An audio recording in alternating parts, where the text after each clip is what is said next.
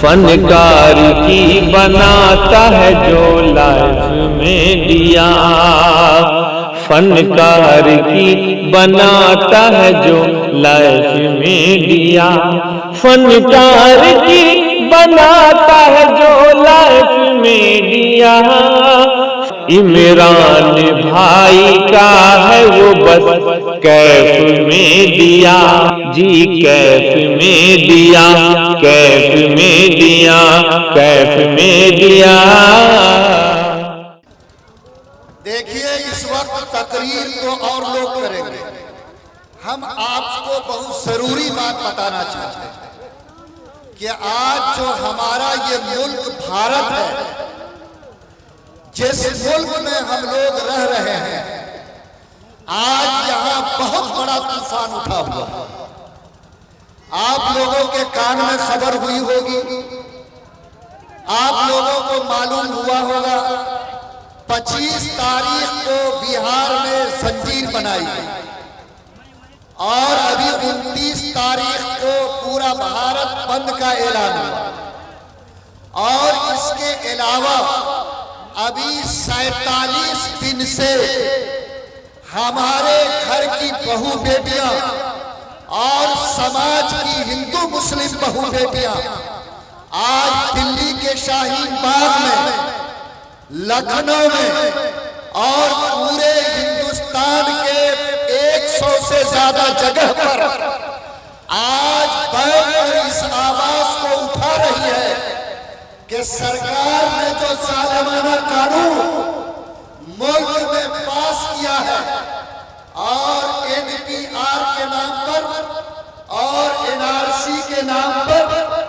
آج جو ظلم سرکار کرنے جا رہی ہے، پورے ملک کے وہ لوگ جو ملک سے محبت کرتے ہیں، جو ملک کے سنویدھان سے محبت کرتے ہیں، انہوں نے اس بات کا نعرہ لیا کہ جب تک سرکار CCCA کو واپس نہیں لے گی، NRC کو رد نہیں کرے گی، NPR کے مسئلے کو ختم نہیں کرے گی، اس وقت تک ملک میں بسنے والا وہ انسان جو ملک سے محبت کرتا ہے، سنویدھان سے محبت کرتا ہے، وہ چین سے نہیں بیٹھ سکتا ہے۔ یہ ہمارا اعلان، پورے ملک کے دیش واسیوں کا فیصلہ، ملک میں بسنے والے جو لوگ ملک سے محبت کرتے ہیں، اس کا کھلا ہوا اعلان ہے۔ آپ کو بھی اس بات کا اعلان کرنا ہے کہ ہم اس ملک میں رہتے ہوئے NRC قابل قبول نہیں ہے، CAA کو رد کیا جائے، اور NPR بھی ہمارے لیے قابل قبول نہیں ہے۔ ورنہ یاد رکھیے، آج کی ظالم حکومت نے اتنا بڑا شکنجہ تیار کیا ہے، جیسے انگریزوں نے تیار کیا تھا۔ انگریزوں کا فارمولہ تھا ڈیوائیڈ اینڈ رول، یعنی سماج میں جھگڑا لگاؤ، سماج کو بانٹو اور راج کرو۔ آج اس دیش کی سرکار نے بھی اسی فارمولہ کو اپنا کر ہندو مسلمان کو آپس میں لڑا کے، ذات کے نام پر نفرت پیدا کر کے، اور دیش میں بسنے والوں کو ٹکڑیوں میں بانٹ کر آج اپنے راج کے لیے، اپنے سیاست کے لیے، اپنے گدی کے لیے ایسے ایسے ظالمانہ قانون کا چال تیار کیا ہے۔ لوگوں، اتنا خطرناک قانون ملک میں نہ کبھی بنا اور نہ کبھی لوگوں نے سوچا ہوگا کہ اتنا بڑا ظالمانہ قانون اس ملک کے اوپر مسلط کیا جائے گا۔ اس لیے آپ تمام لوگ جو یہاں بیٹھے ہیں، بس رات کو سویا سناٹا کیا، صبح میں اٹھا ایک کپ چائے، 2 لٹ کھینی، کدالی لیا کھیت پر، نہ دین سے مطلب، نہ دنیا سے، نہ اللہ سے مطلب، نہ رسول سے، نہ اپنے حق سے مطلب، نہ قانون سے۔ یاد رکھو، آنکھ کی پٹی کو کھولو، کان سے پردہ ہٹاؤ، اور ان ظالمانہ قانون کے خلاف جو پورے ملک میں آندولن چل رہا ہے، یہ طے کرو کہ ہمارا باپ دادا اس مٹی میں پیدا ہوا،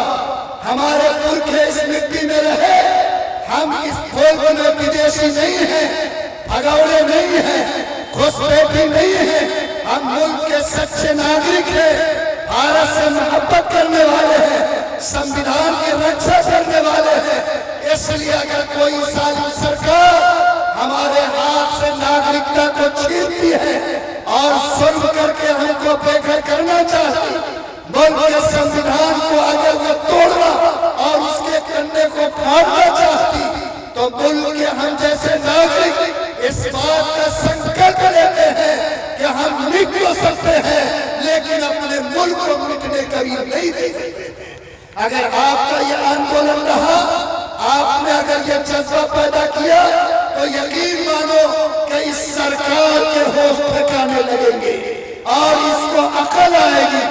आप समझिए, आज कहा जा रहा है कि ये कानून सिर्फ मुसलमानों के खिलाफ है। नहीं, आज जो आसाम में लोग 19 लाख लोग आज जिनकी नागरिकता छीनी गई और जो लोग आज एनआरसी में बाहर हुए, उनकी तादाद 19 लाख है। उस 19 लाख में 15 लाख हमारे हिंदू भाई हैं जो गरीब हैं, मजदूर हैं, कमाई के लिए वहां गए और आज सरकार उनके घरों को तोड़कर उनको आज डिटेंशन कैंप में या मुल्क छोड़ने की बात करती है। बोलो, अगर पूरे मुल्क में एनआरसी हुआ तो अगर 25 करोड़ मुसलमान में अगर 1 करोड़ निकलेगा तो 25 करोड़ इन हमारे हिंदू भाई को भी एनआरसी से बाहर होना पड़ेगा। इसने सीएए बनाया कि हम हिंदू भाई को अलग से नागरिकता दे देंगे, लेकिन नहीं, तमाम हमारे भाई सोच ले, नागरिकता उस वक्त मिलेगा जब उसको पहले शरणार्थी बनाया जाएगा, विदेशी बनाया जाएगा और तब जाकर के उसको नागरिकता मिलेगी और जब मिलेगी तो उसका भी कोई हक बाकी नहीं रहेगा। आप बताइए कि आप दादा का प्रमाण पत्र कहां से लाओगे, बाप का जन्म पत्री कहां से लाओगे, माँ की जन्म पत्री कहां से लाओगे? क्या यह संभव है? हमारे बिहार में हर साल सैलाब आता है, लोगों के कागज पत्थर बह गए। हमारे यहाँ गरीब गुरबा जो लोग हैं, चाहे हिंदू या मुस्लिम समाज के हो, बताओ किसी के पास बाप दादा का जन्म पत्री है? किसी के पास आज नहीं होगा।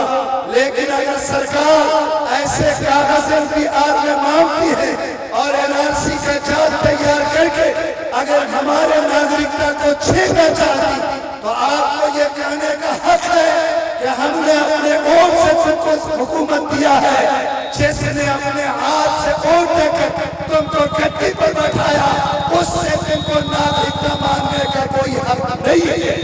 हम ये कागज नहीं दिखाएंगे, हम अपनी नागरिकता के साथ इस मुल्क में जिएंगे और तुम्हारे सालिमाना कानून को कभी बर्दाश्त और कबूल नहीं करेंगे। इसलिए मुसलमानों, नौजवानों, जागरूक बनो, दिमाग की खिड़की को खोलो और जो भी आवाज तुम्हारे कान तक पहुंचे कि हम लोग इसके खिलाफ सड़कों पे आएंगे, धरना देंगे, अपना आक्रोश जताएंगे और अमन के साथ हम लोग एहतजाज करेंगे।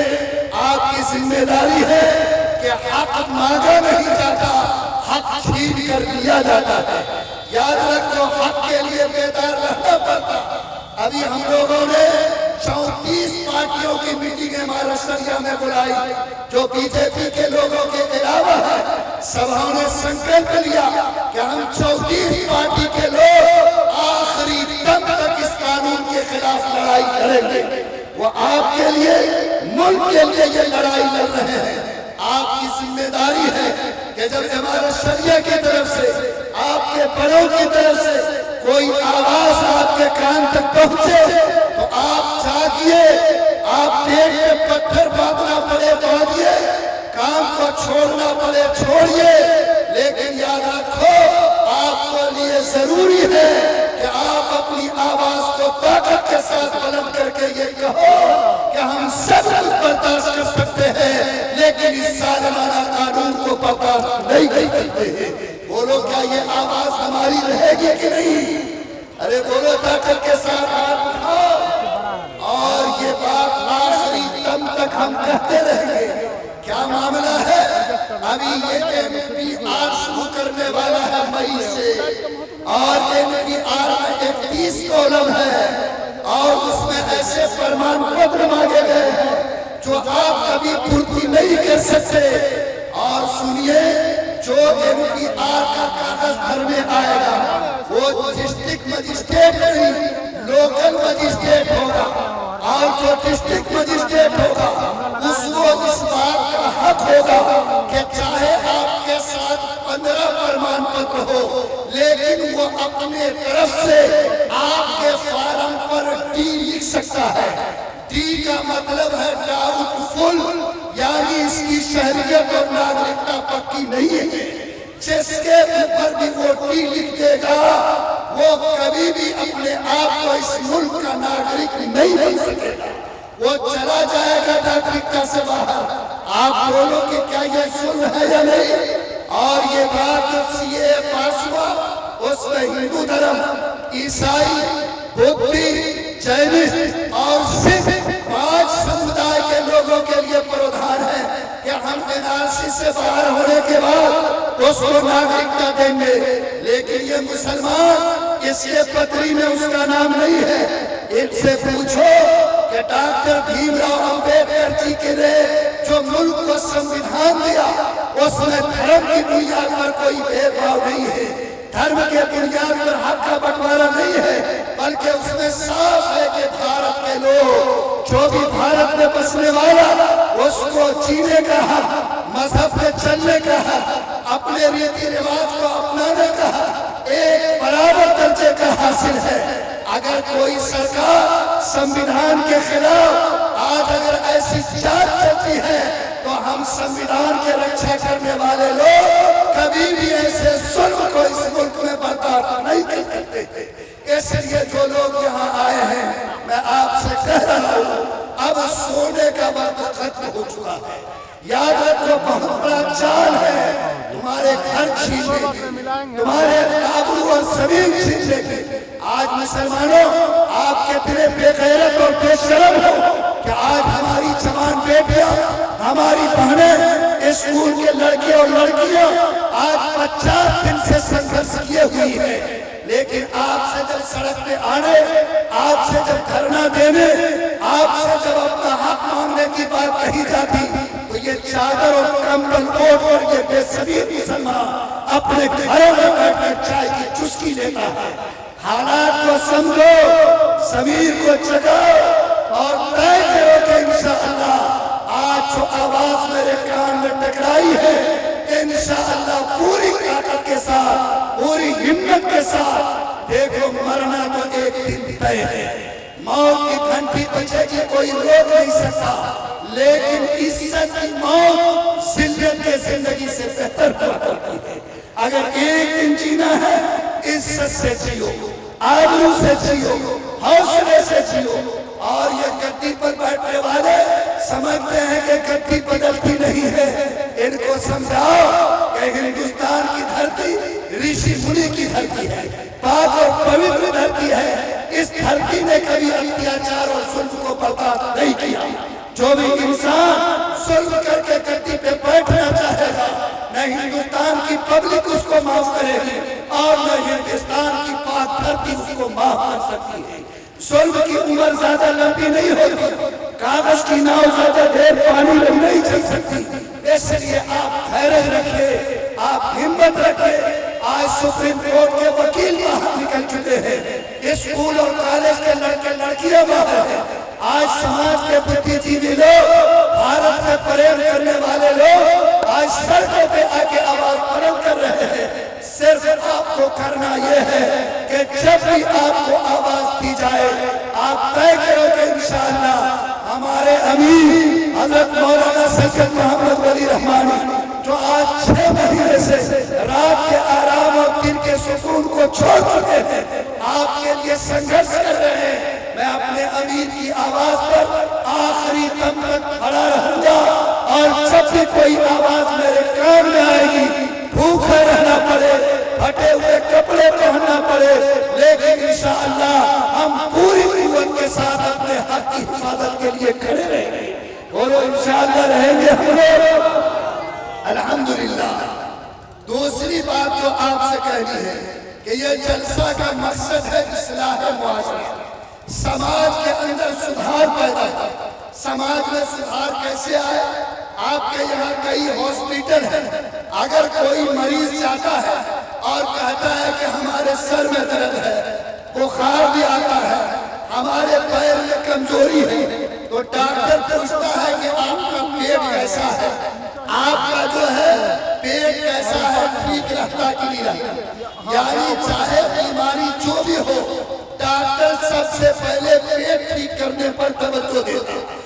یہ پیٹ جو ہے یہ پورے جسم کا اڈا اور گھر ہے، اگر پیٹ ٹھیک ہوگا پورا جسم کا سسٹم آپ کا ٹھیک ہوگا۔ ویسے ہی انسان میں بہت برائی ہے، چوری ہے، سود خوری ہے، زناکاری ہے، بے ایمانی ہے، جھوٹ ہے، چغلی ہے، ماں باپ کی نافرمانی ہے، طرح طرح کی بیماری سماج میں موجود ہے۔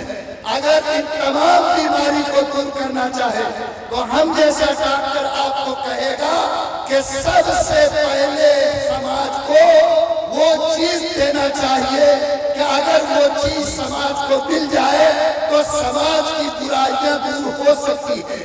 کون سی دوا، کون سا ٹیبلٹ، کون سا نسخہ؟ جو قرآن پاک نے دیا ہے۔ اللہ نے 30 پارہ قرآن اتارا، اور 30 پارہ قرآن میں اللہ نے سب سے پہلے جو آیت اتاری وہ آیت ہے اقرأ باسم ربک الذی خلق۔ یعنی جب قرآن اتر رہا تھا، نبی مکے میں تھے تو اس وقت سماج میں چوری بھی تھی، شراب خوری بھی تھی، نشہ خوری بھی تھی، سود بھی تھی، لڑائی بھی تھی، تمام طرح کی برائیاں موجود تھی، لیکن اللہ نے ان برائیوں پر انگلی نہیں رکھا، بلکہ صرف یہ فرمایا کہ محمد ہم آپ کو قرآن دیتے ہیں اور قرآن کے ذریعے ایک ٹیبلٹ دیتے ہیں، یہ ٹیبلٹ آپ کھلائیے، اس کی وجہ سے ساری بیماری دور ہوگی۔ محمد نے کہا اللہ کیا ہے وہ ٹیبلٹ؟ اللہ نے فرمایا اقرا، اس کا نام علم ہے، اس کا نام تعلیم ہے۔ اللہ نے فرمایا کہ محمد آپ اپنے ماننے والے یا نہیں ماننے والے جتنے دنیا کے انسان ہیں ان کو کہیے کہ اگر تم انسانیت کو پانا چاہتے ہو تو ایک ٹیبلٹ تم قبول کر لو، تمہارا سماج اور گھر گھر بخود ٹھیک ہوگا۔ اللہ نے کہا کہ سارے لوگوں کو کہو کہ پڑھو، اپنے ہاتھ میں قلم اور کتاب کو پکڑو۔ یعنی تمام انسانوں پر سب سے پہلے جو چیز فرض ہوئی اس کا نام علم اور تعلیم ہے، اس کا نام کتاب اور قلم ہے۔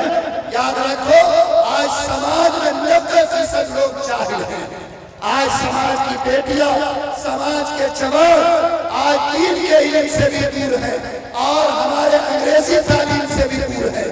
آپ سروے کر کے دیکھیے کتنے لوگوں کے پاس آئی اے کی ڈگری ہے، کتنے کے پاس بی اے کی ڈگری ہے، کتنا آدمی صحیح قرآن پڑھنا جانتا، آپ کا سر شرم سے جھک جائے گا۔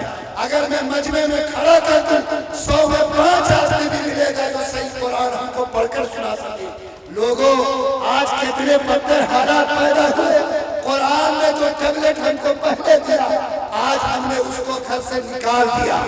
آپ اگر چاہتے ہو کہ اللہ میری بدھی کو جگائے، میرے گھر کو سدھارے، سماج میں انقلاب اور جاگرکتا آئے، تو آج اس جلسے میں بیٹھنے والے تمام لوگ یہ ارادہ کرو کہ اے اللہ ہم نہیں پڑھ سکے لیکن میرے گھر میں جو بیٹا ہے، جو بیٹی ہے 4 سال سے لے کر 14 سال کا، اے اللہ میں آج اس جلسے میں تیرے سامنے قسم کھاتا ہوں کہ میں نے تیرے حکم کو جو قرآن نے سب سے پہلے اترا اب تک پورا نہیں کیا۔ اے اللہ میرے بیٹے کے ہاتھ میں بکری کی لاٹھی ہے، گائے کی لاٹھی ہے، وہ سڑکوں پہ کھیلتا ہے، ہوٹل میں پلیٹ صاف کرتا، وہ زری کے کارخانوں میں اور دنیا کے دوسری جگہوں میں آج جہالت کی زندگی گزار رہا۔ کیا یہ خدا کا حکم؟ کیا یہ نبی کا حکم؟ کیا یہ قرآن کا حکم؟ یاد رکھو نماز کا حکم بعد میں آیا، روزہ کا حکم بعد میں آیا، حج کا حکم بعد میں آیا، سب سے پہلے پڑھنے اور پڑھانے کا حکم نازل ہوا۔ اس لیے اگر مسلمان ہو تو آج ارادہ کرو کہ اللہ میں تجھے گواہ بنا کر کہتا ہوں کہ میں بھوکا رہ سکتا ہوں، پھٹا ہوا کپڑا پہن سکتا ہوں، میں چھپر کے مکان میں جی سکتا ہوں، ضرورت پڑی تو بھیک مانگ سکتا ہوں، لیکن میں تیری قسم کھاتا ہوں کہ میں اپنی اولاد کو ان پڑھ نہیں رکھ سکتا ہوں۔ بولو کرو گے یہ ارادہ؟ ذرا ہاتھ اٹھاؤ۔ جو مسلمان یہ کام کرے گا وہ سب سے پہلا مسلمان ہوگا جس نے اللہ کے پہلے حکم کو مانا ہوگا، ورنہ اگر جس نے یہ کام نہیں کیا اس نے گویا اللہ کے پہلے حکم کو اور قرآن کے حکم کو نہیں مانا۔ اگر آپ ارادہ کر لو سرکار کی لڑائی تو چلتی رہے گی، ملک میں آندولن اٹھتے رہیں گے، حالات بنتے اور بگڑتے رہیں گے، لیکن تمام چیزوں کا مقابلہ کرنے کے لیے آدمی کے ہاتھ میں کتاب اور قلم کا ضروری ہے۔ کل ہی ایک صاحب نے کہا کہ پڑھاؤ بچے کو، ایسا زمانہ آ رہا ہے کہ اگر بھیک بھی مانگنا چاہو گے تو اس کے لیے کم سے کم میٹرک کی ڈگری تو ضروری ہوگی۔ یاد رکھو لاٹھی کا زمانہ ختم ہو گیا، قلم اور کتاب کا زمانہ آیا۔ انسان چاند پہ جا رہا ہے، سمندر میں اتر رہا ہے، ہوا میں اڑ رہا ہے۔ اپنے مقدر کو پہچانو، بچوں کے بھوش کو جانو اور ارادہ کرو کہ انشاءاللہ اگر 100 روپیہ کماتے ہیں تو 30 روپیہ ہم اپنے بچوں کی پڑھائی پر ضرور خرچ کریں گے۔ جیسے یہ قوم کے سوچ لے گے، یقین مانو کہ اللہ اس کے مقدر کو پلٹ دے گا۔ یہ قرآن کا وعدہ ہے، رسول اللہ کا وعدہ ہے اور امت کی تاریخ کا یہ فیصلہ ہے۔ بس میرے بھائیوں دو چیز، نمبر 1 جو ملک میں طوفان اٹھا ہے آخری دم تک انشاءاللہ اس کا مقابلہ کریں گے، اور جب تک ظالمانہ قانون بدلے نہ جائے انشاءاللہ چین سے نہیں بیٹھیں گے۔ بہار کی سرکار بھی ڈٹی ہوئی تھی، اس نے اپنا آرڈر جاری کیا، گزٹ نکالا کہ 15 مئی سے انتقال ہوگا، لیکن جب ہم لوگوں نے اس کی کھوپڑی میں بات کروائی اور جب نتیش جی سے اور اس کے چیلے چمچوں کو بتایا گیا کہ آپ کے پاس بھی اور سب کے پاس بھی باپ دادا کا پرمان پتری نہیں ہے، کہاں سے جواب دو گے؟ تو سرکار نے پرسوں ایک فیصلہ لیا ہے اور یہ فیصلہ بہت اچھا ہے۔ اگر بہار کی نتیش حکومت یہ فیصلہ کرتی ہے تو میں سمجھتا ہوں کہ اس کے عقل مندی کی بات کہی جائے گی۔ اس نے کہا کہ NRC کو لاگو ہونے کی نہیں دیں گے۔ نمبر 2 CAA پر جو کورٹ کا فیصلہ ہوگا مانیں گے، اور NPR نہیں ہوگا بلکہ جیسے 2010 میں جن گننا ہوا تھا اسی آدھار پہ جن گننا ہوگا، NPR نہیں ہوگا۔ اگر یہ سرکار کی بات دلی کی سرکار مان لیتی ہے تو میں سمجھتا ہوں کہ وہاں کے لیے بھی اچھا ہوگا اور بہار واسیوں کے لیے بھی اچھا ہوگا۔ تو پہلا کام کہ یہ جو آندولن ہے اس کو ہم لوگ جاری رکھیں گے۔ 10 فروری کو تمام ضلع ہیڈ کوارٹر میں دھرنا دینا ہے اور DM اور کلیکٹر کے آفس میں ہم لوگ پرامن طریقے پر دھرنا دیں گے کہ تم طے کرو کہ ہم سرکار کو یہ بات بتائیں کہ جب تک یہ ظالمانہ قانون واپس نہیں، دیش سے محبت کرنے والا ہندو مسلمان چین سے نہیں بیٹھے گا۔ نمبر 2 تعلیم کے جھنڈے کو اٹھاؤ، کتاب قلم بچوں کو دو اور طے کرو کہ نماز بعد میں اترا، روزہ بعد میں اترا، حج بعد میں اترا، سب سے پہلے قرآن میں کتاب اور قلم اترا۔ ہم اس پہلے فرض کو پورا کر کے اپنے بچوں کے ہاتھ میں کتاب اور قلم لیں گے۔ اور آخری بات کہہ کے جاتے ہیں کہ یاد رکھو مسلمان جو ہے وہ اللہ کی طاقت پر بھروسہ کرتا ہے۔ ارے کرتا کہ نہیں کرتا؟ امریکہ سپر طاقت ہے، ہندوستان کی حکومت کہتی کہ میری طاقت مضبوط، لیکن میرا ایمان یہ ہے کہ ساری سپر طاقت سے اوپر اللہ کی طاقت ہے۔ ارے بولو ہے کہ نہیں ہے؟ تو اللہ تعالیٰ کی خوشامد کرنا چاہیے کہ نہیں کرنا چاہیے؟ ارے راضی کرنا چاہیے کہ نہیں؟ لیکن بےایمانوں کو کیا کرو گے کہ آج بھی مسلمان کا سر مسجد میں نہیں جھک رہا ہے۔